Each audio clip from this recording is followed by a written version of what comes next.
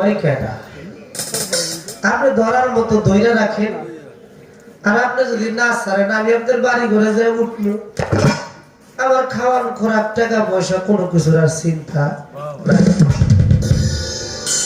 তাই না? হ্যাঁ, মেহমান যায় কোনো গৃহস্থের বাড়ি, আত্মীয়র বাড়ি, মেহমানের তো বেশি কিছু থাকে না, খালি একটু সালাম, আসসালামু আলাইকুম, বাকি ব্যবস্থা যা আপ্যায়ন এটা গৃহস্থিরই করতে হবে। মেহমানের সালাম হইলো একটু সালাম করেও তাই, তাই না? তো আমার বাবাজি ওরকম একটি ভালোই লাগলো। এবার প্রশ্ন আসলো, নফসের মধ্যে যদি আল্লাহ থাকে তাহলে নবী মেরাজে গেল কোন আল্লাহ দেখার জন্য? তিনটা স্তর পাড়ি দিয়ে তিনি মেরাজে গেলেন, আল্লাহকে দেখলেন। তাহলে তিনি কোন আসমানে গেলেন, কোন আসমান ধ্যান করলেন? একটা গান গাই, এই গানটার মধ্যে ভাব ধারাটা চলে আসবে। আবার আখেরে যাতে জাহের বাতন, এই চার যুগে নবী আছে, কি অবস্থায় আছে? এক কথায় জবাব, হায়াতুল মুরসালিন অবস্থায়, চার যুগের উপরই আমার নবী জিন্দা অবস্থায় আছে। তারপর আসলো জাবালে নূর পাহাড়, পাহাড়টার নাম ছিল জাবাল পাহাড়। আমার নবী যখন সেই পাহাড়ে ধ্যানরত অবস্থায় 15 বছর 1 মাস 19 দিন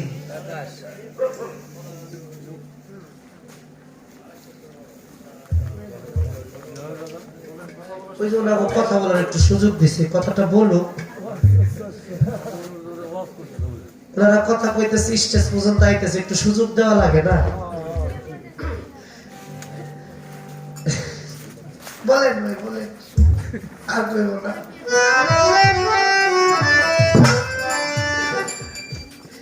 তেবা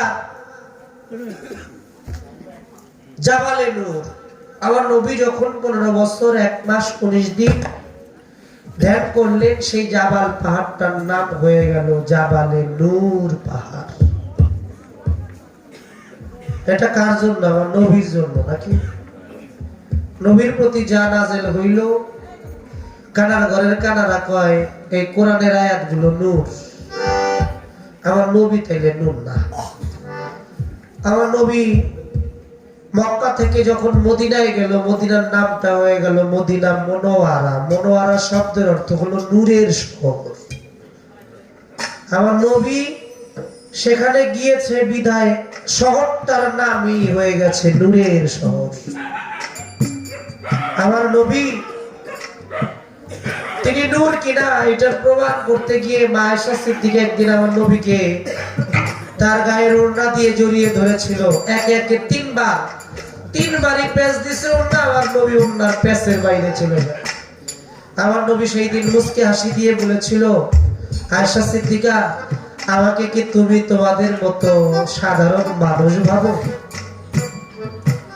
একদিন জিকিরের মজলিসে আমার নবী মাওলা আলীর হাতে জুলফিকার তরোয়াল দিয়ে বলেছিল, জিকির করতে করতে এশক জোশে হালুয়াতের মধ্যে গিয়ে যে দাঁড়িয়ে যাবে, এই তরোয়াল দিয়ে তুমি তার গায়ে আঘাত করবা। জিকিরের মজলিসে অনেকেই কেউ দাঁড়ায় নাই, আমার নবী এক পর্যায়ে দাঁড়ায় গেছে। মাওলা আলী দেখে আমার নবী, মাওলা আলী চিন্তা করে, হ্যাঁ, আমার মালিকের গায়ে আমি কিভাবে আঘাত করি? তিনি আঘাত করে নাই। আমার নবী বলল, আলী, কেউ কি দাঁড়িয়েছিল জিকির শেষে? কয় না হুজুর, অন্য কেউ তো দাঁড়ায় নাই, আপনি দাঁড়াইছেন। কয় তুমি আঘাত করলা না? আপনার গায়ে কিভাবে আঘাত করি? আবার জিকির আরম্ভ করল, আবার জিকির আরম্ভ করেছে। আবার আমার দয়াল নবী হালিয়াতের মধ্যে দাঁড়িয়ে গেছে। মাওলা আলী এইবারও চিন্তা করে, হারে আমার এহকাল পরকাল আমার নিদান কালের দরদি। আমার বাবাজি একটা কথা বললেন যে মাওলা আলী কাবা ঘরের মধ্যে, তা আল্লাহ তিনি কাবা ঘরের মধ্যে প্রকাশ হয়েছেন। যার নাম হায়দারে কারার নফসে রাসূল, যাকে নবীর নফস বলা হয়েছে, নবীর অঙ্গ বলা হয়েছে, সে মাওলা আলী কাবাগরের মধ্যে যখন প্রকাশ হলেন, আমার দয়াল নবী নিজে মাওলা আলী গোসল দিয়েছিল আর বলেছিল, ভবিষ্যৎবাণী আলী, তুমি পৃথিবীতে আসছো, আমি তোমার গোসল করাইলাম, কিন্তু আমি এই পৃথিবী থেকে যখন চলে যাব, তুমি আলী আমার গোসলটা করাইবে। কে বুঝে গুরু ভক্তের লীলা? সেই নবী আলী বলতেছে, হুজুর দ্বিতীয়বার আপনি জিকির করতে করতে দাঁড়ায় গেছে। আলী তুমি আমার গায়ে আঘাত করলে না কেন? কই কিভাবে সম্ভব? সেদিন দয়াল নবী বলেছিল, হাকিমের চাইতো তার হুকুম অনেক বড়। আমি তোমাকে হুকুম করেছি, তুমি তামিল করবা। আবার নবী জিকিরের হালিয়াতে দাঁড়িয়ে গেছে। সেই দিন মাওলা আলী গুনে গুনে 69টা কোপ আমার দয়াল নবীর গায়ে দিয়েছিল, কিন্তু আশ্চর্যের বিষয়, দয়াল নবীর একটা পশমও সেই দিন তরঙ্গে কাটে নাই। জোরে জোরে বলবে একবার সুবহানাল্লাহ। বাবা, সেই নবী কই যে বারবার বলতেছে সবাই চিনে না, চিনলে কি আর? একজন মহাবীর, উনি লেখছে 100টা কুফরি বাক্য, যেখানে গেলে নাকি মক্কা মদিনায় নামাজ পড়লে যার সোয়াব হইব তার চাইতে 1000 গুণ বেশি সোয়াব হয় ওইখানে নামাজ পড়লে। জায়গাটার নাম আপনারা বুঝে গেছেন আমি কি কইতে চাইছি। কিছুদিন আগে গেছে শয়তানের খেলা, ওইখানে আমার নবীর নামে একটু দরুদ হয় না, নবীর নামে একটু কিয়াম হয় না, অথচ নামাজের মধ্যে আমার নবীরে সালাম না দিলে নামাজ হবে? শুধু নবীরই সালাম না, ওলি আল্লাহ, আলে রাসূল, আওলাদে রাসূলকে সালাম না দিলে আপনার নামাজ হবে না? হবে? সেই নবীরে ওরা ফেলে দিতে চাই, কারণটা কি? এরা কারা? এরা কারা বাবা? বলতে গেলে ভিতরটা কাইপা উঠে। মাওলা হুসাইন কারবালার প্রান্তরে তার সহপরিবারে 102 থেকে মতান্তরে 4 জন নিয়ে কারবালার প্রান্তরে তিনি গেলেন, তাবু গেড়ে বসলেন। সেখানে মাওলা হুসাইনের পক্ষে 72 জন লোক শহীদ হয়ে গেল, তার মধ্যে মাওলা হুসাইনের পরিবারের লোক ছিল 42 জন। মাত্র 30 জন মুসলমান মাওলা হুসাইনের পক্ষে শহীদ হয়েছিল। বাবা, এখন কি বিবেকের আদালতে প্রশ্ন জাগে না? পৃথিবীতে কি তখন 30 জন মুসলমান ছিল? অনেক মুসলমান ছিল নামধারী। মাওলা হুসাইনের বিপক্ষে গিয়ে এজিদকে আমিরুল মুমিনিন মনে করে, এজিদকে সত্যের দ্রষ্টা মনে করে সেই দিন এজিদের পক্ষ নিয়েছিল 22 থেকে 30,000 মুসলমান। সেখানে মাত্র 3000 জাহান্নামে গেছিল। মাত্র 30 জন সৈনিক বা 72 জন সৈনিকের কাছে 3000 জাহান্নামে গেছিল। বাবা, আপনারা কি কষ্ট পান? এগুলো ইসলামের মূল ইতিহাস। এগুলো জানতে বুঝতে গেলে এখনো কেউ যদি বলে, এক শ্রেণীর মানুষ আছে তারে খুঁজে, তার কল্লাটা চাই, তার কল্লা চাই। আর আমার কথা হলো, মাওলা হুসাইনকে ভালোবাসতে গিয়ে, পাক পাঞ্জাতনকে ভালোবাসতে গিয়ে, ওলি আল্লাহকে মহব্বত করতে গিয়ে আমি মানিক দেওয়ানের কল্লা কেন, আমার লাশটাকেও যদি 1000 টুকরা করে, বিন্দু মাত্র কষ্ট আমার ভিতরে থাকবে না।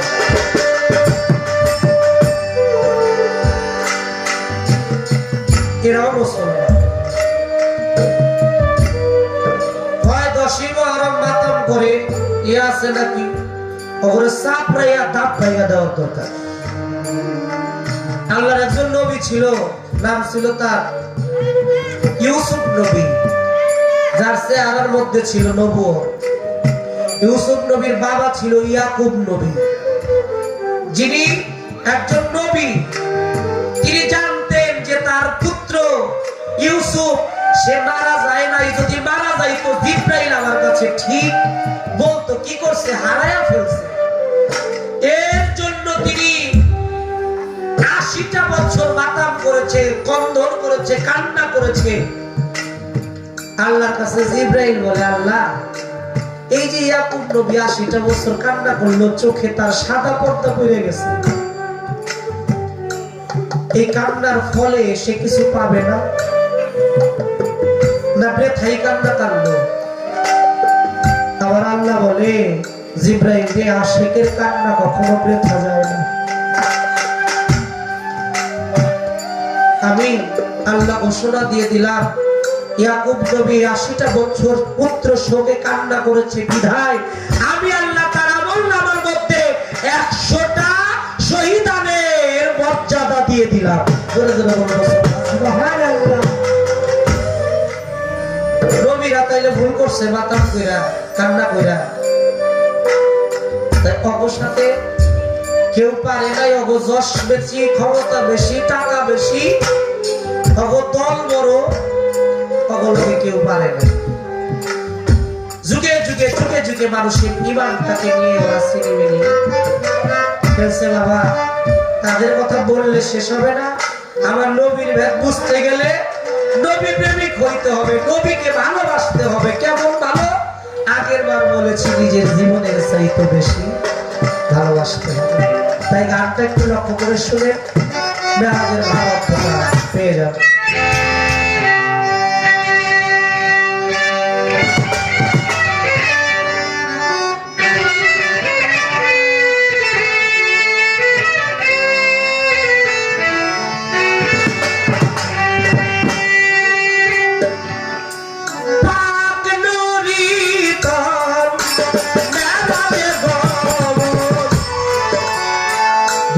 যে जो मुझे नीवे ना सुध मोखा खोजने पड़े तुम्हें हाथी घर की पावे।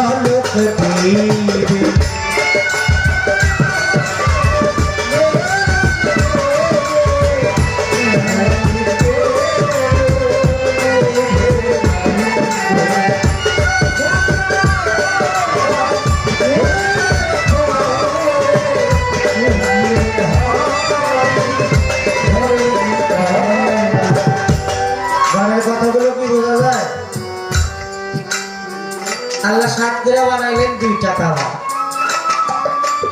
ইব্রাহিম খলিলুল্লাহ নির্মাণ করেছে, এটাকে বলে খলিল কাবা। এই কাবাটা একবার না, 2বার না, 10 বার নির্মাণ হয়েছে। আর এই কাবার নকশা কোন নকশা? আরশে আলার মধ্যে ফেরেশতাদের কাবা ছিল, বাইতুল মামুর যাকে বলা হয়েছে। এই কাবা ফেরেশতাদের কাবা। ওই কাবার অবয়ব নকশা পৃথিবীর মধ্যে আদম আলাইহিস সালাম সর্বপ্রথম স্থাপন করলেন। আদম থেকে শুরু করে 10 বার এই পর্যন্ত কাবা নির্মাণ হয়েছে। এটা হলো একটা নকশা, নমুনার কাবা। কিন্তু এই কাবাটাকে বলা হইতেছে খলিল কাবা, আর আল্লাহ সাত কইরা বানাইছে মানব দেহটা, এটার নাম হলো জলিল কাবা। মেরাজ শব্দ হলো তিনটা, মেরাজ, মিরাজ, মেহরাজ।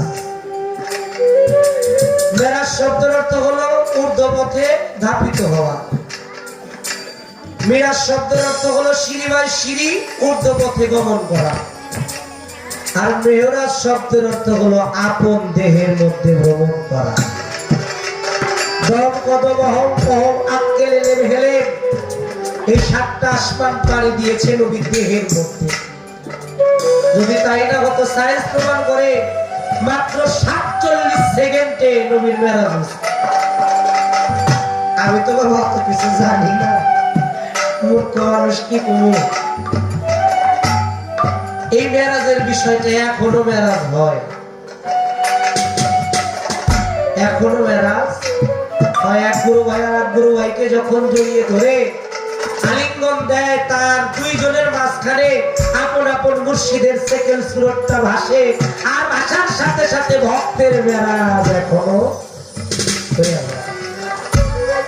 40 ভাগের এক ভাগ।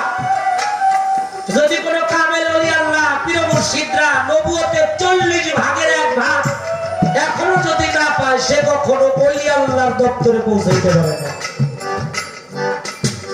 তাহলে এগুলো সব আধ্যাত্মিকতা, এগুলো নিগুড় ভাব পীর মুর্শিদের। একটা হলো গান গাওয়া, আর একটা হলো জ্ঞান অর্জন করা। অনেকে হলো শিল্পী নাম ধরছে, আবার অনেকে হলো জ্ঞানী শিল্পী। দুইজনই শিল্পী, ব্যবধান হলো একজন খালি শিল্পী আর একজন হলো জ্ঞানী শিল্পী। তাই শিল্পী হওয়া সহজ। বর্তমান তো অনেকের ওস্তাদ ইউটিউব, মোবাইল, আর গোলামি করে, যে গোলামির একটা ফলাফল আসতো। আমার তো পরস্থান কইতো মালিক রে, যে যত করে গোলামি সে তত পায় সেলামি, আর যে যত দয়াল বইলা কান্দে সে পারের সম্বল ততটাই বাঁধে। গোলামির ফলটা এটা বাকি থাকে না, এটা নগদ পায়। আর কেউ যদি কারো গোলামি করে, এই গোলামির জোরে একদিন সে লক্ষ্যে পৌঁছাইতে পারে। কিন্তু যার গোলামি করলো তাকে যদি অস্বীকার করে, এই গোলামির ফলাফল ভালো আসে না। এক সময় অনেক কিছু পায়, আবার এক সময় সব ধ্বংস হয়ে যায় যদি অহংকারটা ভিতরে আসে। তাই সেই নবীকে বুঝতে হবে, জানতে হবে। গানের মধ্যে বললেন কি, বলে ভাই আত্মশক্তি তোরাকে দে,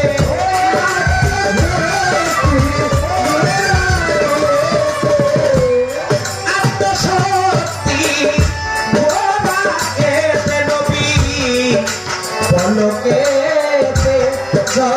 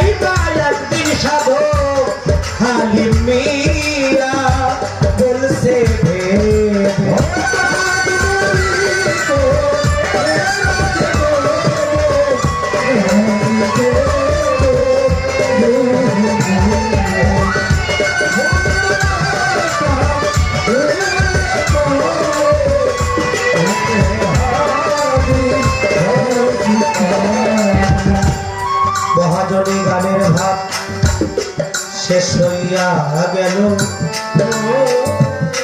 অনেকগুলো কথার জবাব ফুরাইয়া গেল। যেভাবেতে দাঁড়াইয়া আলোচনা করে ধন্যবাদের পূর্ণ বেটা, ধন্যবাদ দেই তারে। হেরা পর্বত গুহা, হেরা পর্বত, জাবালে নূর পাহাড়। আধ্যাত্মিকতায় ওইটা এক ভাব, আর বাহ্যিকতায় গেলে ওইটা যাইতে হবে আপনার আরব কান্ট্রিতে। যেখানে গেলে এখনো জাবালে নূর পাহাড় পাবেন এবং হেরা পর্বত গুহাও পাবেন। যেই জায়গাটায় আমার দয়াল নবী ধ্যানরত অবস্থায় ছিল সেই জায়গাটাও পাবেন। কিন্তু আমি আর ভাইয়া করুণা ইশারায় একটু জবাব দিয়ে যাই। মাতাল কবি রাজ্জাকের একটি গান আছে, যদি মানুষ হইতে চাও জাতি ধর্ম ছাইরা দিয়া সরল দেশে যাও, তোমার মানব মান না ছাড়িলে সাগর ভজন পাওরে, মন মানব মান না ছাড়িলে সাগর ভজন পাওরে, মন মানুষ হইতে চাও ধর্ম ছাইরা দিয়া সরল দেশে যাও, মানুষ হইতে চাও।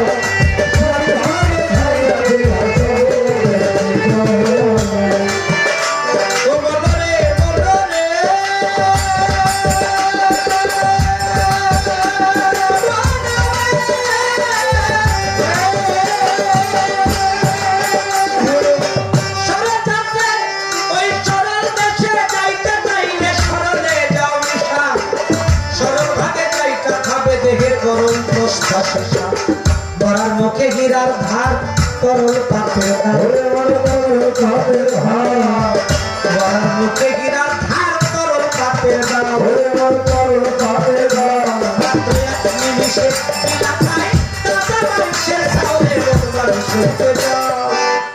ওপার বাংলার একজন সাধক, নাম তার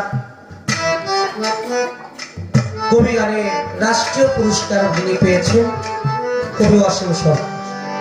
তার লেখা একটি গান আছে, দুটি মাংস পিণ্ড লন্ড ভঙ্গ গড়িল এই সোনার দেশ, 3 ইঞ্চি নদীতে পড়ে 3.5 হাত নৌকা, 3 ইঞ্চি নদীতে পড়ে 3.5 হাত নৌকা। কেউ জানে না সেই নদীতে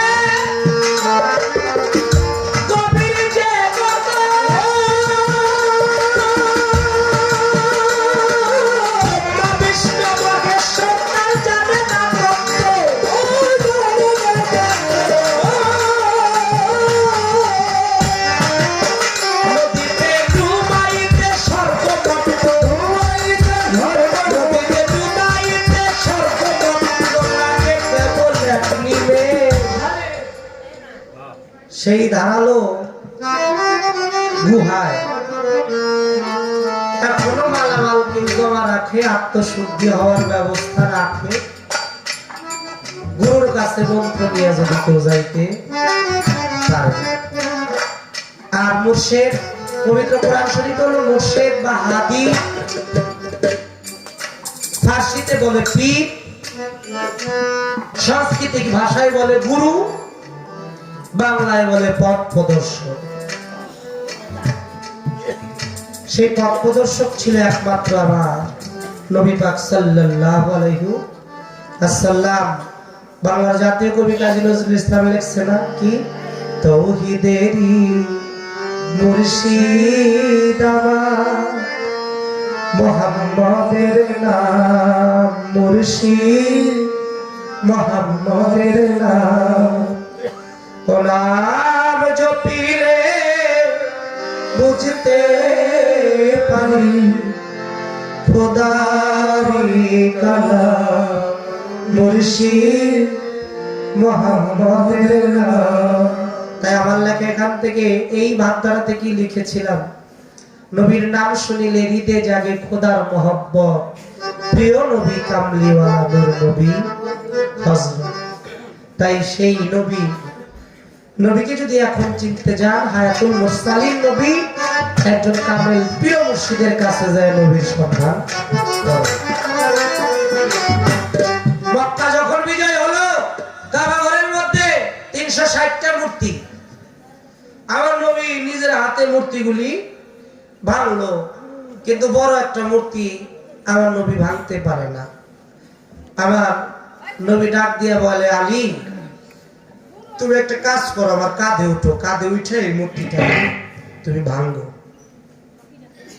আমি নাগাল পাই না, আমি লাগ পাই না। আর মাওলা আলী বলে, হুজুর আমার গোস্তাকি মাফ করবেন, আপনি এই মূর্তিটা নাগাল পাইতেছেন এটা বিশ্বাস করি না। যে জমিনের মধ্যে থাইকা আঙ্গুল দিয়ে ইশারা করলে আকাশের চন্দ্র দ্বিখণ্ডিত হয়ে যায়, যে জমিনের মধ্যে থাইকা আঙ্গুল দিয়ে ইশারা করলে আবার সূর্য পুনরায় উদিত হয়, যে নবী দুনিয়ায় থাইকা আসমানে ইশারা দিলে আসমানে কার্যকলাপ হয়ে যায়, সেই এই মূর্তি নাগাল পায় না, আমি বিশ্বাস করি না। মাওলা আলী বলে, হুজুর আপনি আমার একটু উঠান, আপনি আমার কাঁধে উঠেন। আমার নবী মাওলা আলীর কথা শুনে মাওলা আলীর কাঁধে গিয়ে নবী বসলেন। বসার পরে মাওলা আলী যার গায়ে সুয়াসের শক্তি, আমার মাওলা আলী তাকে নিয়ে উঁচা দাঁড়াইতে পারে, অনেক চেষ্টা করতেছে, দাঁড়াইতে পারে না। আমার নবী বলে, আলী বেলায়েত কখনো নবুয়তকে জাগৃত করতে পারে না, নবুয়ত যদি চেষ্টা করে বেলায়েতকে উঁচা করে ধরতে, তুমি আমার কাঁধে উঠো। আমার নবীর কথা শুনে সেই দিন মাওলা আলী কাঁধে উঠে ওই মূর্তিটা ভেঙেছিল। আর দয়াল নবী জিজ্ঞেস করল, আলী তুমি আমার কাঁধে উঠে কি দেখতেছো? মাওলা আলী সেই দিন বলেছিল, আমি দেখতেছি আকাশ থেকে এক একটা পর্দা সরে যাচ্ছে, সত্যি সত্যি 70,000 পর্দা সরে গেছে। আমার রবকে দেখতেছি সিংহাসনের মধ্যে বসা। ও মালিক, ও নবী, আপনি যদি বলতেন আমি রবের সিংহাসনটা ধরে জমিনের মধ্যে নামে আনতে পারি। সে হলো আলী। নবীকে চেনাও সহজ, ওলি আল্লাহ পীর মুর্শিদকে চেনাও সহজ, কিন্তু মাওলা আলী হলো একটা রহস্য। এই মাওলা আলীর রহস্যটা উদ্ঘাটন করা এত সহজ কথা না বাবা। মাওলা আলীর নামে পবিত্র কোরআন শরীফে 300-এরও বেশি আয়াতে কারিমা নাজিল হয়েছে, কিন্তু বর্তমানে এগুলো পাওয়া যায় না। আহলে বায়াতের নামে যে আয়াতগুলো নাজিল হয়েছে বর্তমান পাওয়া যায় না। এগুলিকে আমাকে পেট ভরে না কথা, তাফসীর পড়েন। 6 জন হাদিস বিশারদ, এদের আগেও যারা কিতাবাদি লিখছে তাদের একটু কিতাবাদি পড়বেন, তাফসীরগুলি, তাহলে জানতে পারবেন আসলে পাক পাঞ্জাতন কি, আলে রাসূল কি, আলে মুহাম্মদ কি। যদি এটা জানতে পারেন তাহলে শুদ্ধ জায়গায় যায় মুক্তি পাইতে আপনি পারবেন।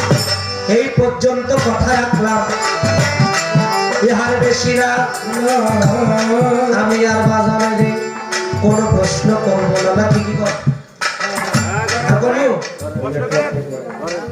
আরে না, প্রশ্ন করে লাভ কি, যা জিগাই তাই কয়ে ফেলে। অনেক রাত্র হয়েছে বাবা, আমরা তো মানুষ, রক্তে মাংসের মানুষ, আমরা তো আর কোনো মেশিন না। হ্যাঁ, প্রতিদিন গান। আর দ্বিতীয়ত পেটের মধ্যে একটু ক্ষুধাও লাগছে, খাই নাই তো, পেটের মধ্যে একটু ক্ষুধাও লাগছে। সর্বোপরি সময়টা অনেক রাত্র, অনেকটা গভীর হয়েছে। মানুষ যদি মানুষের প্রতি মহব্বত না দেখায়, আসমান থেকে অন্য কিছু এসে মহব্বত দেখাইব না। আর মানুষের প্রতি মানুষের মহব্বত কইমা গেছে দেখে দুনিয়ার মধ্যে এত ভেজাল। হ্যাঁ, এমন হলে সবাই যার যার নিজের চিন্তায় বেশি ব্যস্ত, নাকি? সবার একটাই চিন্তা, বড় লোক কেমনে। আগের দিনে বাচ্চা যারা 20 টাকা 50 টাকা কামাইছে তাই কত শান্তি, আর 5,000 টাকা কামাইলো শান্তি লাগে না।